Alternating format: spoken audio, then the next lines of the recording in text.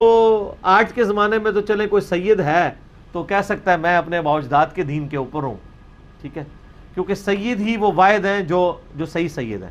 میرے پاس تو کوئی طریقہ نہیں چیک کرنے کا، نہ کوئی ڈی این اے ٹیسٹ ہے، لیکن جو صحیح سید ہیں وہ واقعی ایسے ہیں کہ جو اپنے آباء و اجداد کی پیروی کا کہہ سکتے ہیں، نبی علیہ السلام کو سینٹرڈ کرتے ہوئے، کیونکہ ان کی نسل میں کوئی کافر نہیں ہے. ہمارے تو پیچھے کوئی ہندو سے مسلمان ہوا، کوئی سکھ سے مسلمان ہوا، کوئی یہودی سے، کوئی عیسائی سے. تو لیکن جو سید ہیں نبی علیہ السلام کی اولاد میں سے ہیں، وہ تو کہہ سکتے ہیں کہ ان کی پوری نسل میں کوئی نہ کوئی سارے ہی مسلمان گزرے ہیں، الا یہ کہ کوئی بد عقیدہ نہ ہو. جس طرح میرا ایک کلاس فیلو تھا، وہ قادیانی تھا اور سید بھی تھا. ہاں، سید قادیانی تھا. تو وہ اس کے بارے میں سورہ نوح میں آیت ہے نا کہ نوح علیہ السلام نے جب دعا کی کہ اللہ میرا بیٹا ایسے بچا لے، اللہ نے فرمایا تیرا بیٹا نہیں ہے، حالانکہ بیٹا تھا. تو اللہ نے فرمایا اس کے اعمال غیروں والے ہیں. تو آج بھی اگر کوئی سید گستاخ رسول ہے تو وہ پھر سید کہاں سے ہوا؟ جو اللہ کا باغی ہے وہ پھر سید کہاں سے ہوا؟ اس کو خود دیکھنا چاہیے، اس کے اعمال دوسرے والے نہ ہو. تو سر یہ جن آباء و اجداد کی پیروی ہے نا سر، وہ آباء و اجداد اور تو اے اور، ٹھیک ہے نا. تو بابوں اور کتابوں میں جتنا فرق ہے نا، اتنا ہی ان بزرگوں اور آپ کے بزرگوں میں فرق ہے، ٹھیک ہے نا. صحیح ہوگا. یعنی اس کا مطلب یہ ہوا کہ آپ لوگوں کو بزرگوں سے متنفر نہیں کروا رہے، بلکہ اصل بزرگوں کا بتا رہے ہیں. اصل بزرگوں بتا رہے ہیں. یہ جو بیچ میں 2 نمبر بزرگ گھسے ہوئے نا، اور اس پہ میرا ایک کلپ بھی ہے، پرانے بزرگ اور درمیانے بزرگ، ان میں فرق. پرانے ٹھیک سن نہ، پرانے کدھر سے ٹھیک تھے؟ جب ہم کہتے ہیں پرانے کون، تو وہ 800-900 سال پیچھے چلے جاتے ہیں. ہم کہتے ہیں سر اس سے پیچھے اور پیچھے، کہتے ہیں نا جی پیچھے ٹورو، اسی کہتے ہیں اور پیچھے ٹورو.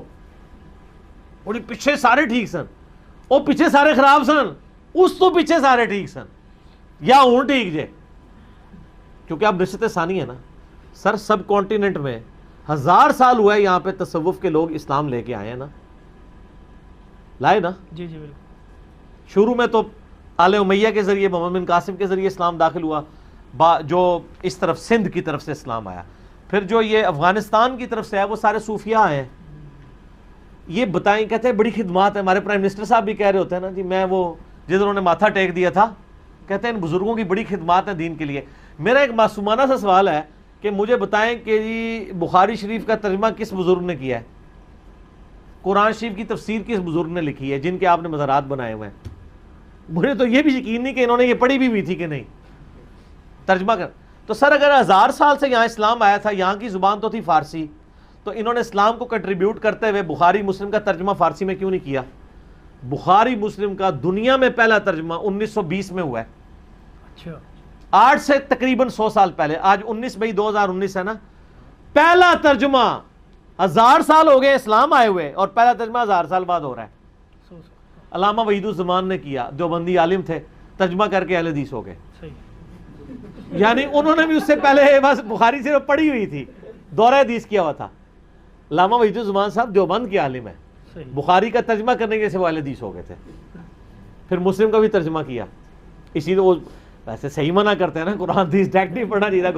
علماء اگر ڈائریکٹ پڑھ کے گمراہ ہو جائے تو غیر علماء تو ویسے ہی ہوں گے نا، تو وہ پڑھ کے گمراہ ہو گئے.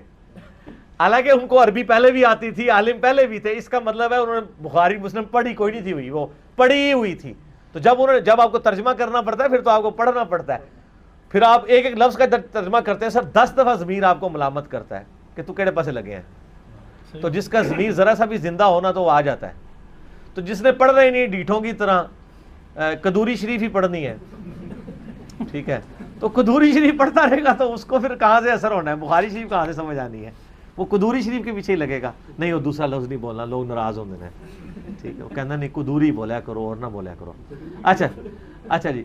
تو یہ یعنی وہ ترجمہ ہوا. پھر قرآن کا پہلا ترجمہ 1176 ہجری میں فوت ہوئے ہیں نا شاہ ولی اللہ دہلوی.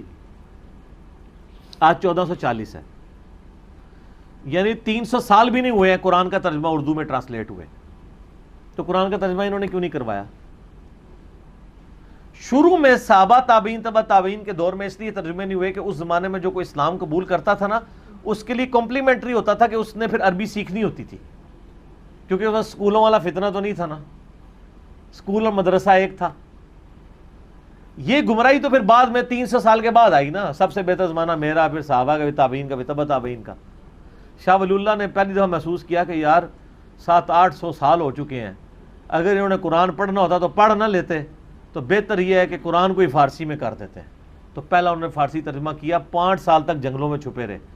علماء نے فتوے لگا دیے کہ اللہ نے عربی میں قرآن نازل کیا تھا، اس نے فارسی میں لکھ کے گستاخی کر دی ہے۔ یہ آج جو آپ کو فخریہ کہتے ہیں نا کہ جی وہ ساڈے مولوی صاحب کا ترجمہ پڑھو وہ زیادہ بہتر ہے، یہ وہ لوگ ہیں جن کے بزرگوں نے قرآن کا ترجمہ کرنے پہ گستاخی کے فتوے لگائے ہوئے ہیں، اور یہ ہر مسئلے میں کرتے ہیں۔ یہ آج جو لوگ کیمرے سے ہٹ نہیں نہ رہے، یہ وہی لوگ ہیں جن کے بزرگوں نے اور انہوں نے خود کیمرے کو حرام کہا ہوا ہے، آج کیمرے سے ہٹتے نہیں ہیں۔ بزرگوں نے سمجھ تھوڑی دیر بعد آندی ہے، کامن سینس ہوندی تے کامن سینس ہے، پر it is not so common, اتنی عام بھی نہیں پائی جاتی، اتنی عام نہیں پائی جاتی۔ تو دیکھو بلال بھائی منو چھیڑ دے نے، پھر میں اور پاسے ٹور پہنا تے اے جناب یہ مطلب ہے اسی کوئی بزرگاں دے گستاخ نہیں، اسی پرانے بزرگاں درمیانے بزرگوں کو نہیں مانتے۔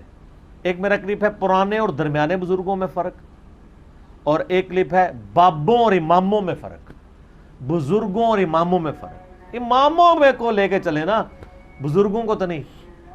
یہ اذان عصر شروع ہونے لگی ہے، انشاءاللہ تعالی باقیہ کے سوالات کا سلسلہ اذان عصر کے وقفے کے بعد۔